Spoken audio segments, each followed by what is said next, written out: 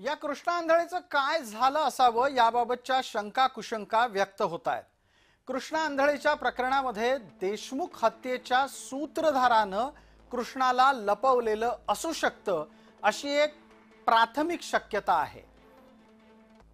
कृष्णा आंधळे सातत्यानं त्याचा ठाव ठिकाणा बदलतोय आणि तो मोबाईल वापरत नाहीये ही सुद्धा एक शक्यता आहे। मोबाईल वापरत नसल्यानं त्याचा माग काढणं पोलिसांना अवघड झालेलं आहे आणि एक शेवटची शक्यता आहे ती म्हणजे कृष्णा आंधळेची हत्या झालेली असू शकते।